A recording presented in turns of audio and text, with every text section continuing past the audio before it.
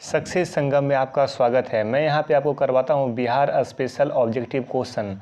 बिहार स्तरीय जितने सारे एग्ज़ाम होते हैं सभी एग्ज़ाम के लिए बहुत ही उपयोगी साबित होगा। इसके पहले वाले वीडियो में हम लोगों ने 41 तक कर लिया था यहाँ तक। आज जो टॉपिक स्टार्ट होने वाला है प्राचीन बिहार, पूर्व ऐतिहासिक बिहार। चलिए देखते हैं। बिहार में पूर्व ऐतिहासिक काल का आरंभ अनुमानतः 40,000 ईसा पूर्व माना गया है। ठीक है, इसका सी आंसर हो गया। बिहार में पूर्व ऐतिहासिक काल के अवशेषों में प्राप्त हुए हैं। क्या प्राप्त हुए हैं? कुल्हाड़ी के फलक प्राप्त हुए हैं। पूर्व ऐतिहासिक काल में अवशेष क्या क्या प्राप्त हुए हैं? तो कुल्हाड़ी के फलक प्राप्त हुए हैं, चाकू व खुरपी भी प्राप्त हुआ है और मृदभांड तीनों प्राप्त हुआ है। तो आंसर डी हो गया। 3 देखिए, तीसरा नंबर। बिहार में आदि मानव के निवास के आरंभिक साक्ष्य कहाँ से प्राप्त हुई है? तो ये मुंगेर एवं नालंदा से प्राप्त हुई है। आदि मानव का साक्ष्य मिला है। 4 नंबर देखिए, बिहार में आदि मानव के उपस्थिति के आरंभिक साक्ष्य किस युग के हैं? तो ये पूर्व प्रस्तर युग के हैं।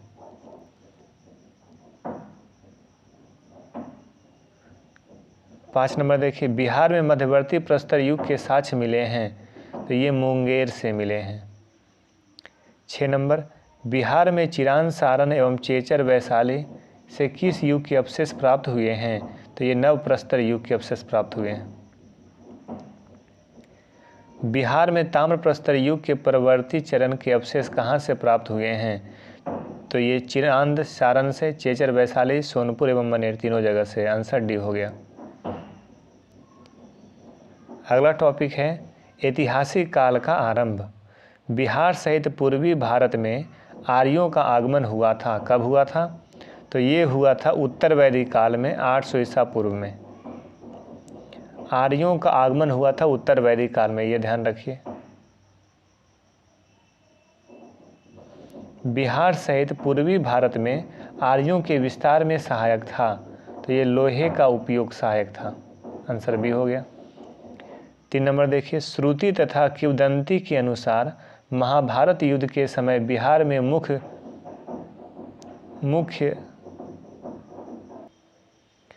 मुख्य राज कौन कौन थे? राज कौन कौन थे? तो ये था मगध और विदेह। ठीक है, अंग एवं लक्षवी। तो ये महाभारत युद्ध के समय बिहार में कौन कौन सा राज था? तो मगध और विदेह था, अंग और लक्षवी। तो ए और बी दोनों हो गया। आंसर सी हो गया, ऑप्शन। नेक्स्ट देखिए, वेद के किस ग्रंथ में बिहार के विदेह राज्य में आर्यों के आगमन तथा निवास साक्ष्य विवरण मिलता है? ये शतपथ ब्राह्मण में। शतपथ ब्राह्मण में क्या मिलता है? विदेह राज्य में आर्यों के आगमन तथा निवास करने का साक्ष्य और उसका विवरण मिलता है शतपथ ब्राह्मण में। विदेह की प्रथम चर्चा शतपथ ब्राह्मण में मिलती है, ये ध्यान रखिए। नेक्स्ट देखिए, बिहार का कौन सा प्राचीन राज्य आरंभ में बहुत दिनों तक आर्यवर्त के बाहर था? अनार्य जाति के लोग का आवास स्थल रहा था। तो ये मगध में अनार्य जाति लोग रहते थे। ठीक है। 6 नंबर देखिए, बिहार में उपनिषद काल में ब्राह्मण धर्म तथा ज्ञान का महान केंद्र था। तो ये विदेह था। विदेह के राजा जनक प्रसिद्ध दार्शनिक थे। राजा जनक कहाँ का था? तो विदेह का राजा था। ये प्रसिद्ध दार्शनिक थे। यह राज्य के कल्याण, साहित्य तथा दर्शन शास्त्र का महत्वपूर्ण केंद्र था। कौन सा? तो विदेह। अथर्ववेद में व्रात्य शब्द का प्रयोग किस राज्य के लोगों के लिए किया गया है? तो व्रात्य शब्द का प्रयोग मगध के लिए किया गया है। ध्यान रखिए, व्रात शब्द का प्रयोग किसके लिए किया गया? मगध के लिए। अथर्ववेद के एक सूक्त में पहली बार मगध का वर्णन मिलता है। 8 नंबर देखिए, बिहार का कौन सा राज्य उत्तर वैदिक काल का एक महत्वपूर्ण राज्य था? तो ये विदेह था। उत्तर वैदिक काल में ये विदेह आया था। महत्वपूर्ण राज्य था उत्तर वैदिक काल का विदेह। नेक्स्ट देखिए 9 नंबर, बिहार के भौगोलिक क्षेत्र की चर्चा सर्वप्रथम किस साहित्यिक रचना से मिलती है? तो ये शतपथ ब्राह्मण से मिलती है। नेक्स्ट टॉपिक है महाजनपद, इंपॉर्टेंट टॉपिक है। नंबर 1 क्वेश्चन देखिए, 6ठी शताब्दी ईसा पूर्व में भारत में 16 महाजनपदों का उदय हुआ। इनमें कितने महाजनपद वर्तमान बिहार के क्षेत्र में स्थित थी? तो ये 3 महाजनपद। 16 महाजनपदों के बारे में जानकारी बौद्ध ग्रंथ अंगुत्तर निकाय से मिलती है। ठीक है, 16 महाजनपदों में तीन महाजनपद कहाँ से था? बिहार से। निम्न में कौन सा महाजनपद वर्तमान बिहार के क्षेत्र में नहीं था? तो ये बिहार के क्षेत्र में नहीं था, वत्स नहीं था, यानी कि अंग, वज्जी और मगध। अंग, वज्जी और मगध ये 3 महाजनपद, 16 में 3 महाजनपद कहाँ के थे? तो बिहार के थे, और बाकी ये जो वत्स है ये बिहार में नहीं था। बिहार के किन क्षेत्रों में अंग महाजनपद स्थित है? तो भागलपुर एवं मुंगेर में अंग महाजनपद स्थित है। 4 नंबर देखिए, अंग महाजनपद की राजधानी थी चंपा, अंग का चंपा। बुद्ध के समय तक चंपा की गणना भारत के 6 महानगरियों में से की जाती थी। 5 नंबर देख लीजिए, बिहार के पटना तथा गया का जिला किस महाजनपद में सम्मिलित था? ये मगध में सम्मिलित था। मगध महाजनपद की राजधानी थी गिरिब्रज यानी कि राजगीर। ऑप्शन ए हो गया। मगध तथा अंग महाजनपद को कौन सी नदी पृथक करती थी? तो चंपा नदी। मगध और अंग को चंपा नदी पृथक करते थे, तो ऑप्शन सी। बिहार में स्थित कौन सा महाजनपद 8 राज्यों का एक संघ था? तो वज्जी जो है 8 राज्यों का एक संघ था। वज्जी संघ में कौन सा राज्य सम्मिलित नहीं थी? वज्जी में कौन सा सम्मिलित नहीं थी? तो लक्षद्वीप था, ज्ञातक था, विदेह था,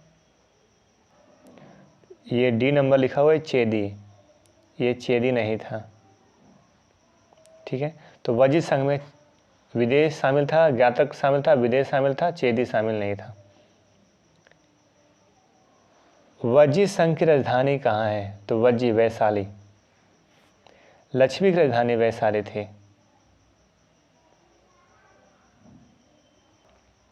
आगे देखिए, तो वज्जी का वैशाली और लक्ष्मी की भी वैशाली थी।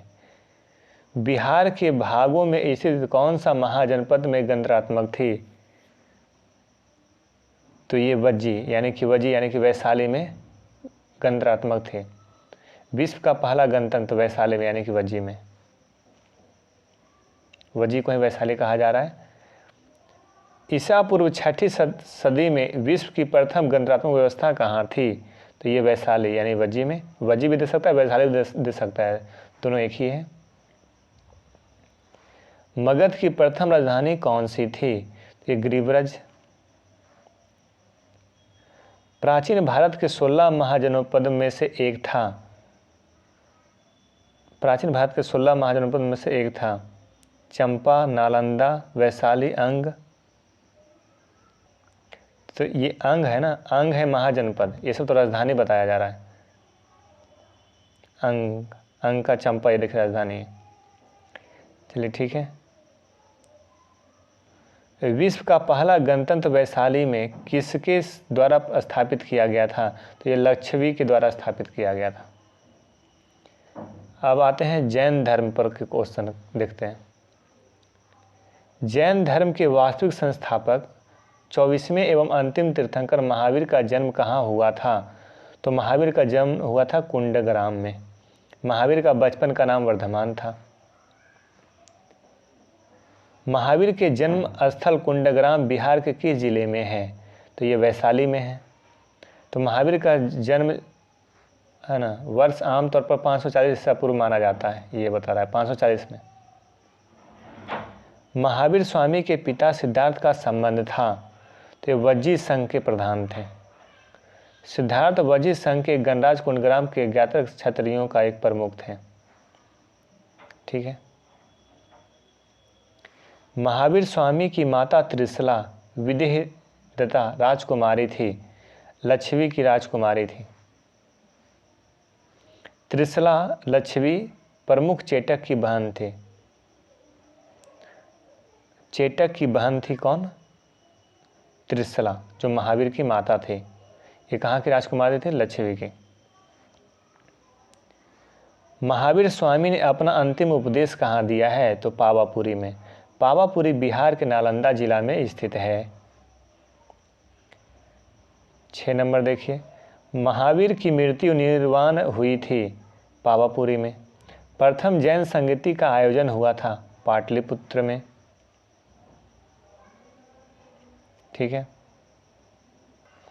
प्रथम जैन संगीति का आयोजन कहाँ हुआ था? पाटलिपुत्र में। अगला देखिए, प्रथम जैन संगीति का आयोजन किसके शासनकाल में हुआ था? तो चंद्रगुप्त मौर्य के शासनकाल में। प्रथम जैन संगीति की अध्यक्षता किसने की थी? तो ये स्थूलभद्र ने की थी। प्रथम जैन संगीति की अध्यक्षता किसने की थी? स्थूलभद्र ने।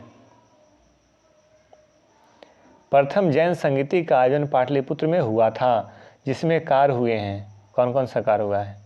जैन धर्म ग्रंथों को अंतिम रूप से संकलित कर लिपिबद्ध किया गया? नहीं। बी में देखिए, जैन धर्म के महत्वपूर्ण 12 अंगों का प्रणयन किया गया एवं जैन धर्म के 2 भागों श्वेतांबर और दिगंबर में विभाजन हुआ। ये ध्यान रखिए, जैन धर्म के महत्वपूर्ण 12 अंगों का प्रणयन किया गया और श्वेतांबर और दिगंबर में विभाजन हो गया। ठीक है, प्रथम जैन संगीति कहाँ हुआ था? पाटलिपुत्र में, स्थूलभद्र की अध्यक्षता में। 11 देखिए, जैन धर्म के 12वें तीर्थंकर वसुपूज्य की जन्मस्थली है चंपा। जैन धर्म के 12वें तीर्थंकर कौन है? वसुपूज्य। याद रखिए, वसुपूज्य। इसकी जन्मस्थली कहाँ है? चंपा। जैन धर्म पर प्रश्न हो गए। अब चलते हैं बौद्ध धर्म। बौद्ध धर्म के संस्थापक गौतम बुद्ध ने गृह त्याग के उपरांत सर्वप्रथम गए थे। कहाँ गए थे? घर को त्यागा था तो वैशाली के समीप अलार कलाम के आश्रम में गए थे। अलार कलाम के आश्रम में गए थे, वैशाली के समीप। गौतम बुद्ध को कहाँ कौंडिन्य और 5 ब्राह्मण मिले थे? ते उरुवेला बोध गया में मिले थे 5 ब्राह्मण। उरुवेला कहाँ पड़ता है? बोध गया में। गौतम बुद्ध को ज्ञान की प्राप्ति कहाँ हुआ था? तो ये बोध गया में हुआ था, पीपल वृक्ष के नीचे। 4 नंबर देखिए, गौतम बुद्ध को किस नदी के किनारे ज्ञान की प्राप्ति हुई थी? तो निरंजना नदी, इसी को फल्गु नदी भी कहते हैं। उन्हें ज्ञान की प्राप्ति बोध गया में निरंजना नदी के किनारे एक पीपल वृक्ष के नीचे हुई थी। राजगिरी में आयोजित प्रथम बौद्ध संगीति में कौन से कार्य हुए हैं? तो ये बुद्ध की भी शिक्षाओं का संकलन सूत और विनय पिटक में हुआ है। राजगिरी में जो आयोजित हुआ था प्रथम बौद्ध संगीति, इसमें प्रथम बौद्ध संगीति राजगिरी में जो आरंभ हुआ था, किया गया था, उसमें क्या क्या हुआ था? तो बुद्ध की शिक्षाओं का संकलन हुआ था सूत पिटक और विनय पिटक में। प्रथम बौद्ध संगीति का आयोजन लगभग 483 ईसा पूर्व में हुआ था। कन्फ्यूज मत हो जाइएगा, जैन धर्म का प्रथम सम्मेलन कहाँ हुआ था? तो पाटलिपुत्र में। अब बौद्ध धर्म का प्रथम संगीति कहाँ हुआ था? राजगिरी में। द्वितीय बौद्ध संगीति का आयोजन वैशाली में हुआ। इनमें से किए गए कार्य क्या थे? तो बौद्ध, ऑप्शन ए है, बौद्ध धर्म 2 भागों स्थाविर और महासांगिक के रूप में विभाजित हुआ। दूसरा, जब बौद्ध संगीति वैशाली में हुआ था, वहाँ बौद्ध धर्म 2 भागों में टूट गया, स्थाविर और महासांगिक में। ठीक है, 7 नंबर देखिए, तृतीय बौद्ध संगीति का आयोजन पाटलिपुत्र में हुआ। इसमें किए गए कार्य क्या थे? प्रथम बौद्ध संगीति कहाँ हुआ? राजगिरी में। दूसरा बौद्ध संगीति कहाँ हुआ? वैशाली में। तीसरा कहाँ हो रहा है? पाटलिपुत्र में। तो बोला इसमें किया गया कार्य कौन सा था? तो कुछ कठोर नियम बनाए गए तथा अभिधम पिटक का संकलन हुआ। कुछ कठोर नियम बनाए गए, अभिधम पिटक का संकलन हुआ। ये याद रखिए, अभिधम पिटक का संकलन कहाँ हुआ था? तृतीय बौद्ध संगीति। तृतीय बौद्ध संगीति कहाँ हुआ? पाटलिपुत्र में। प्रथम बौद्ध संगीति कहाँ हुआ? राजगिरी में। दूसरा कहाँ हुआ? वैशाली में। 8 नंबर देखिए, निम्नांकित में से किस नगर में महात्मा बुद्ध का घनिष्ठ संबंध रहा है? तो ये बोध गया से भी रहा, राजगीर से भी रहा, वैशाली, सभी जगह से रहा, उपयुक्त सभी हो गया। महात्मा बुद्ध ने पाटलिपुत्र के विनाश के कारणों की भविष्यवाणी की थी, उसमें सम्मिलित थी क्या? बाढ़ का, अग्नि का, आंतरिक कला का। पाटलिपुत्र के बारे में इन्होंने भविष्यवाणी की थी महात्मा बुद्ध ने। वर्तमान में भी यही समस्या देखने को मिलती है। बोध गया में महाबोधि मंदिर बनाया गया है, जहां गौतम बुद्ध ने अपना प्रथम प्रवचन दिया था। गौतम बुद्ध ने अपना प्रथम प्रवचन कहाँ दिया? तो बोध गया में। वहाँ क्या बनाया गया? महाबोधि मंदिर। महाबोधि मंदिर क्यों बनाया गया? क्योंकि गौतम बुद्ध ने वहाँ प्रथम प्रवचन दिया था। प्रसिद्ध बौद्ध सारिपुत्र का जन्म हुआ है नालंदा में। सारिपुत्र कौन है? तो ये बौद्ध कोई संत हैं, सारिपुत्र। इनका जन्म कहाँ हुआ? नालंदा में। मगध राज्य का उत्थान अगला टॉपिक है। प्राचीन भारत में साम्राज्यवाद की शुरुआत और विकास का श्रेय दिया जाता है मगध को। मगध राज्य की आरंभिक राजधानी थी गिरिब्रज, यानी कि राजगृह भी इसे कहते हैं। महाभारत तथा पुराणों के अनुसार मगध का सर्वप्रथम राजवंश था बृहद्रथ वंश था। महाभारत और पुराण के अनुसार मगध का सबसे पहला राजवंश कौन सा था? बृहद्रथ। देखिए यहाँ पे बृहद्रथ राजवंश जरासंध के पिता बृहद्रथ से आरंभ होता है। मगध जनपद का संस्थापक था बृहद्रथ तथा जरासंध। बृहद्रथ था मगध जनपद का संस्थापक।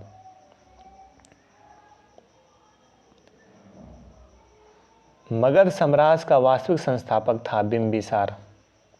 मगध जनपद का संस्थापक बोलेगा तो बृहद्रथ हो जाएगा, लेकिन मगध साम्राज्य का जनपद, देखिए मगध के साथ जनपद लगा हुआ है, उसका संस्थापक बोलेगा तो बृहद्रथ हो जाएगा।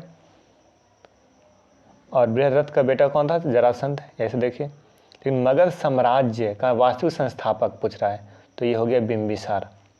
बिंबिसार का शासनकाल 544 से 493 ईसा पूर्व तक रहा है।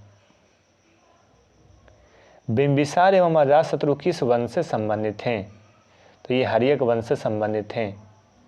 बिंबिसार जो मगध साम्राज्य का वास्तविक संस्थापक माना जाता है, ठीक है, हर्यक वंश से थे। बिंबिसार को श्रेणिक तथा अजातशत्रु को कुनिक भी कहा जाता है। बिंबिसार महात्मा बुद्ध का मित्र था। बिंबिसार महात्मा बुद्ध का समकालीन था और बिंबिसार को श्रेणिक कहा जाता है। श्रेणिक याद रखिएगा, यहाँ से क्वेश्चन बनेगा। अजातशत्रु को कुनिक, अजातशत्रु को क्या कहा जाता है? कुनिक। बिंबिसार को श्रेणिक। मगध साम्राज्य का उत्कर्ष प्रारंभ हुआ बिंबिसार के शासनकाल में। बिंबिसार ने किस राजकुमारी के साथ विवाह किया था? तो कोसला से भी विवाह किया, चेलना से भी विवाह किया, खेमा से विवाह किया, सबसे किया है विवाह।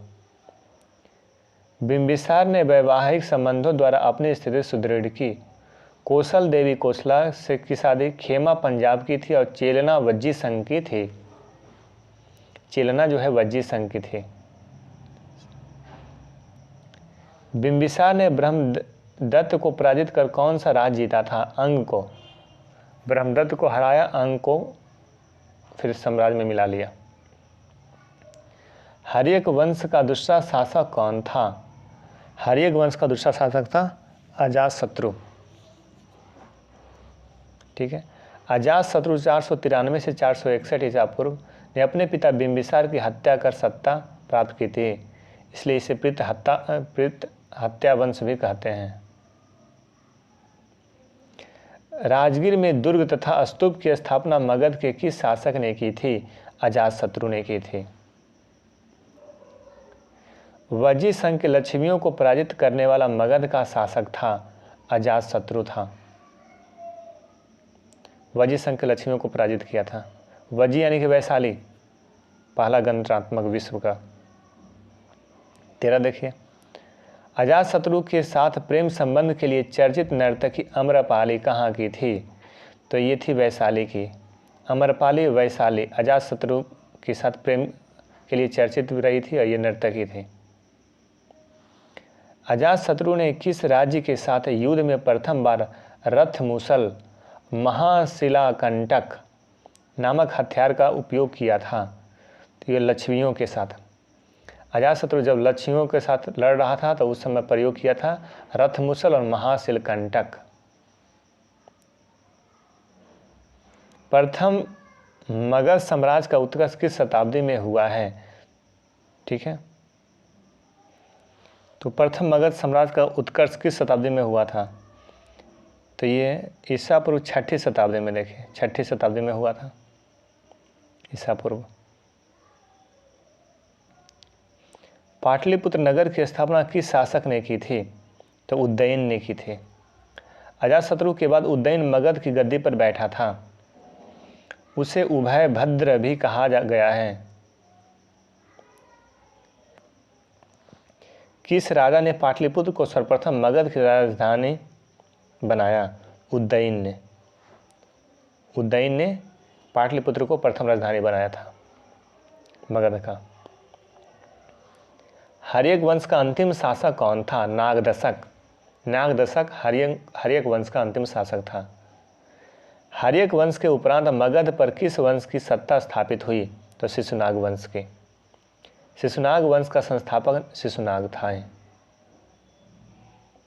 सर्वप्रथम मगध के किस शासक ने गिरि ब्रज के अतिरिक्त वैशाली को भी अपनी राजधानी बनाया था? तो ये शिशुनाग ने। किस शासक ने पाटलिपुत्र को पुनः राजधानी बनाया और तब से मगध की राजधानी पाटलिपुत्र ही रही है? तो कालाशोक ने। कालाशोक ने जब राजधानी बनाया उसके बाद से राजधानी पाटलिपुत्र ही रहा था। कालाशोक को काक वर्ण भी कहा जाता है। कालाशोक को काक वर्ण भी कहा जाता है। द्वितीय बौद्ध संगीति का आयोजन किसके शासनकाल में हुआ था? तो ये कालाशोक के शासनकाल में हुआ था। द्वितीय बौद्ध संगीति का आयोजन कहाँ हुआ था? तो ये वैशाली में हुआ था। प्रथम कहाँ हुआ था? राजगीर में।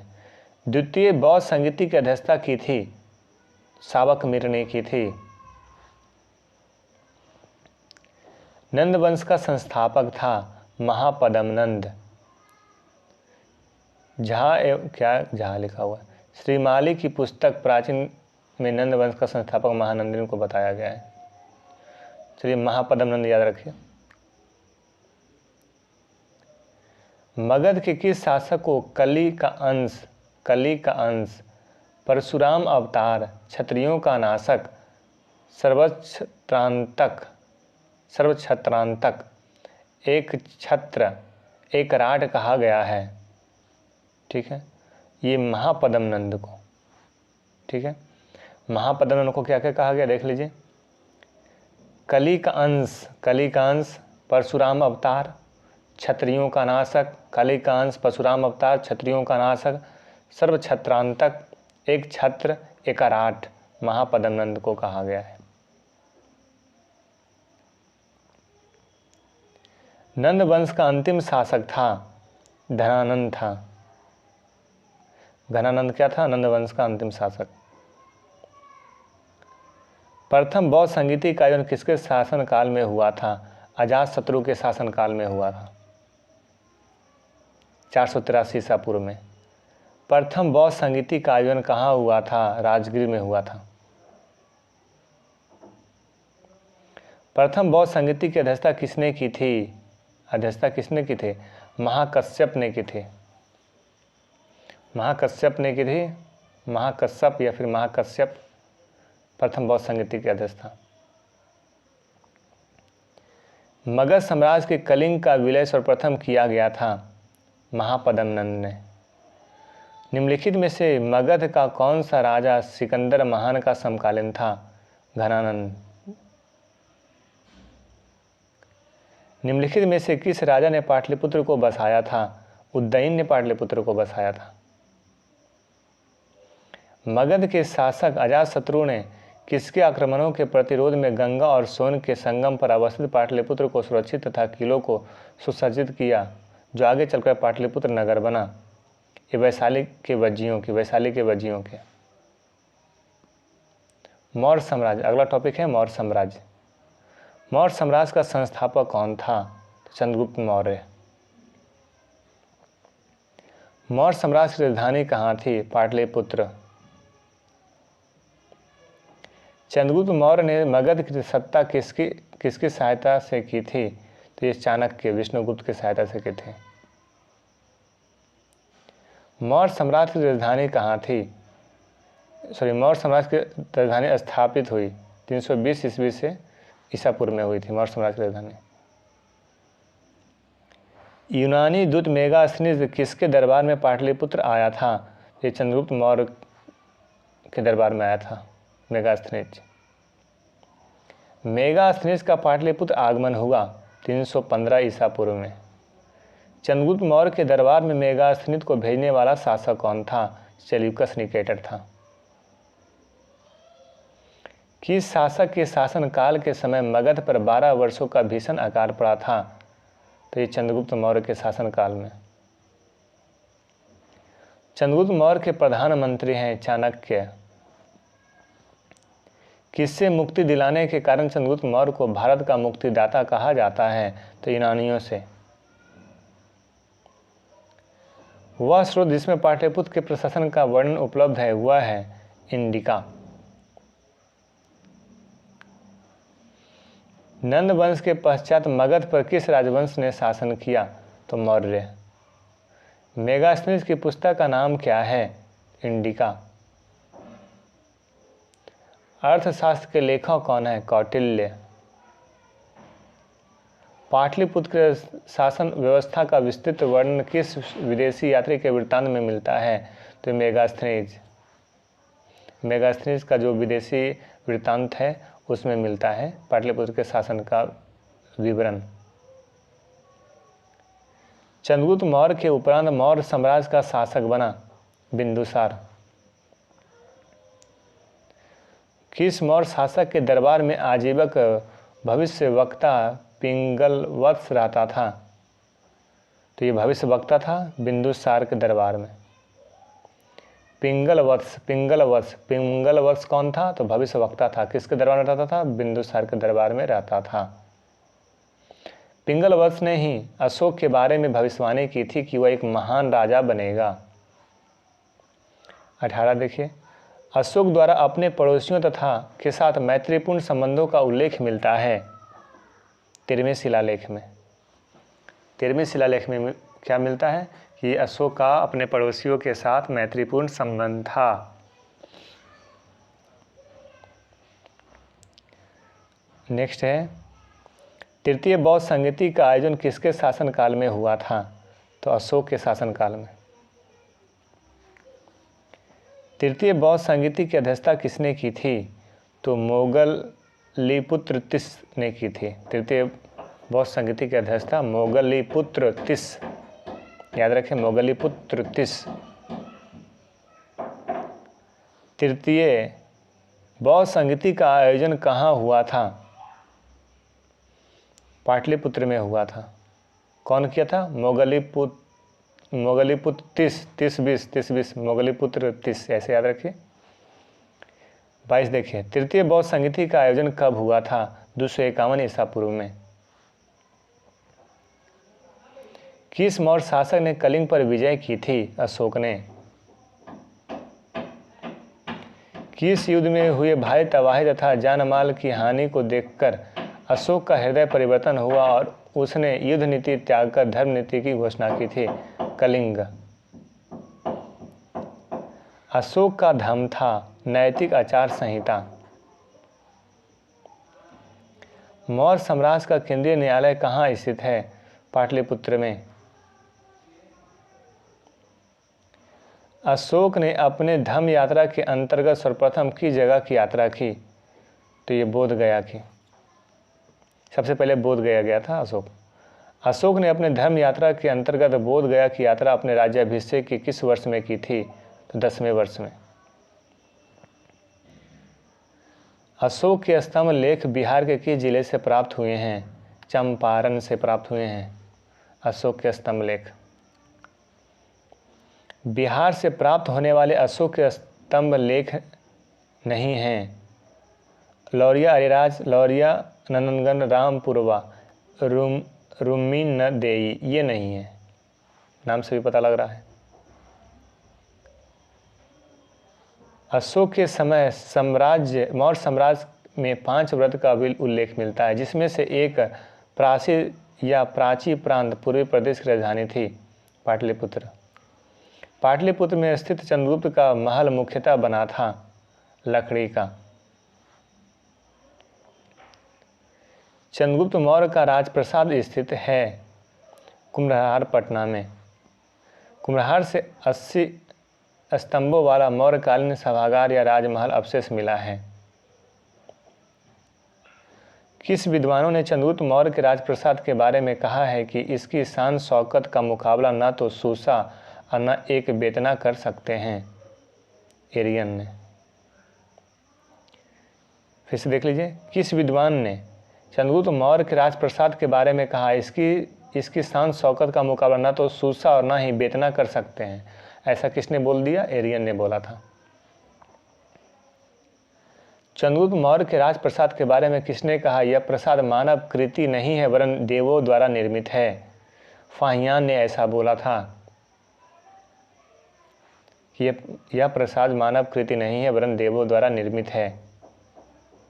चंद्रगुप्त मौर्य को देव के बारे में बताया, देवों के तुल्य। छात्र देखिए, किस शासक ने गया के निकट बराबर की पहाड़ियों में आजीविकों के लिए गुफाओं का निर्माण करवाया था? अशोक ने। ये 4 गुफा थे: सुदामा, विश्व पहाड़ी, विश्व झोपड़ी, चौपाड़ तथा कर्ण। ठीक है। गया के समीप नागार्जुनी की पहाड़ियों में प्रसिद्ध गोपी गुफा का निर्माण करवाया गया था। दशरथ ने करवाया था। गया के समीप नागार्जुन की पहाड़ी है, उसमें गोपी गुफा है, उसका निर्माण दशरथ ने करवाया था। दशरथ अशोक का पुत्र था। दशरथ किसका पुत्र था? अशोक का। इसने नागार्जुनी पहाड़ियों में आजीविकों के लिए 3 गुफाओं का निर्माण कराया था, जिसमें से गोपी गुफा भी थी। मौर्यकालीन चामरग्राहिनी यक्षी प्राप्त हुई है दीदारगंज पटना में। चामरग्राहिनी यक्षी प्राप्त कहाँ से हुई? दीदारगंज पटना में। इसे अस्त्री रत्न नाम भी दिया गया है। एक प्रकार का यह मूर्ति है। बिहार के किस स्थान से मौर्य काल में बने जैन तीर्थंकरों की प्रतिमा प्राप्त हुई है? लोहानीपुर पटना से। जैन तीर्थंकर की प्रतिमा लोहानीपुर पटना से। पाटलिपुत्रा के नगर निर्माण तथा सुंदरता का वर्णन किया गया है। मेगास्थनीज ने किया है। पाटलिपुत्र को किस शासक ने सर्वप्रथम अपनी राजधानी बनाया? चंद्रगुप्त मौर्य ने। अशोक के शासनकाल में बौद्ध सभा किस नगर में आयोजित की गई थी? तो ये पाटलिपुत्र। किसके शासनकाल में मिस्र के राजा फिलाडेल्फस टॉलमी द्वितीय ने डियानीसियस नामक राजदूत को पाटलिपुत्र भेजा था?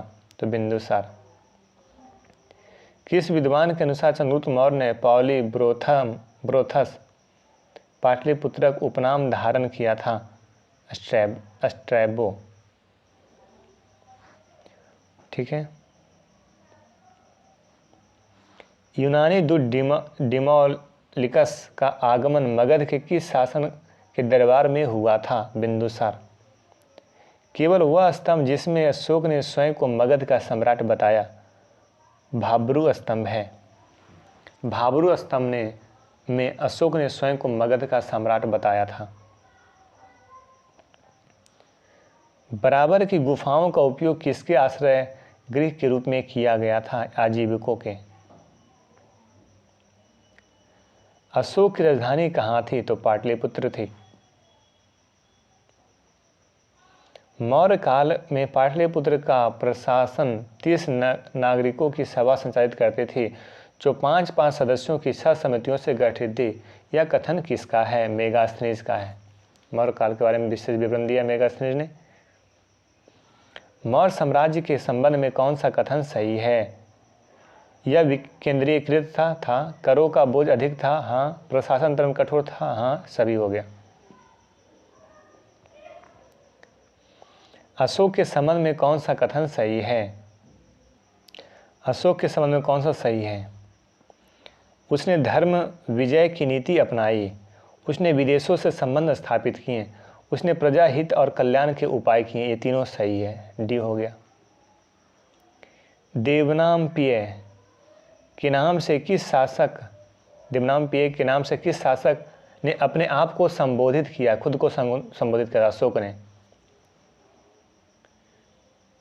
धम्म महामार्ग के कार्य क्या थे? धम्म नीति या क्रियान्वयन, लोगों के बीच दान वितरण, जन कल्याण के उपाय। सभी है, उपयुक्त सभी, डी हो गया आंसर। मौर्यकालीन प्रशासन में राजुक के कार्य थे, तो न्यायिक, ग्रामीण प्रशासन, राजस्व का विभाग, ये सभी कार्य किसका था? राजुक का। उपयुक्त सभी हो गया। मौर्यकालीन विद्वानों में किन का नाम आता है? तो कौटिल्य का, पाणिनि का, ये दो तो आता ही है। उपावर्ष का भी आता है। ये तीनों विद्वान थे, ये मौर्य काल के थे, तो डी हो गया आंसर। उपावर्ष भी है। मौर्यकालीन स्थापत्य के सुंदर उदाहरण हैं पाटलिपुत्र स्थित राजप्रसाद के अवशेष, एक हो गए हैं। दीदारगंज की अच्छी, दो भी। बराबर की गुफाएं, ये 3 हो गया। राजगीर के स्वर्ण भंडार, ये नहीं है। राजगीर के स्वर्ण भंडार नहीं, तो ये आपका 1, 2, 3 ये आंसर है। मौर्य काल में ये 3 है। पाटलिपुत्र के स्थित राजप्रसाद के अवशेष मौर्यकालीन है। दीदारगंज की अच्छी जो है, बराबर की गुफाएं, ये तीनों। अशोक की धम्म नीति की जानकारी मिलती है कहाँ से? द्वितीय स्तंभलेख से, 7वें शिलालेख से, द्वादश शिलालेख से, ये तीनों से मिलती है। अशोक की धम्म नीति का जानकारी द्वितीय से मिलती है, 7वें शिलालेख से मिलती है और द्वादश शिलालेख से भी मिलती है। ठीक है। अशोक के किस अभिलेख में दान और धम्म दान के अंतर को स्पष्ट किया गया है? 9वें शिलालेख में धम्म दान के अंतर को स्पष्ट किया गया। दान और धम्म दान में, दान देना और धर्म के लिए दान देना, धर्म स्वरूप दान देना में अंतर क्या है? 9वां शिलालेख में बताया गया है। मौर्य साम्राज्य के पतन में कौन सा कारण शामिल नहीं है? आर्थिक संकट, विदेशी आक्रमण था, अयोग्य शासक था, प्रांतीय विदय था। ये आर्थिक संकट जो है, ये कारण, पतन का ये कारण नहीं है। सी आंसर हो गया। तो अब अगला टॉपिक है मौर्योत्तर काल। ये मौर्योत्तर काल अगला टॉपिक है। तो इस प्रकार से आप वीडियो को कम से कम 2 से 3 बार सुनिए, है ना। क्वेश्चन बार बार आपके सामने से गुजरेगा, फिर उसके बाद आपके दिमाग में ये सब सारे क्वेश्चन जो इम्पोर्टेंट क्वेश्चन है आपके दिमाग में बस जाएगा, है ना। तो आपसे गलती कम होगी। तो 2 से 3 बार इस आप वीडियो को सुनिए। आप अगले वीडियो में फिर मिलते हैं। तब तक पीछे जो भी वीडियो डाले गए हैं उससे आप देखिए। Okay bye, thank you.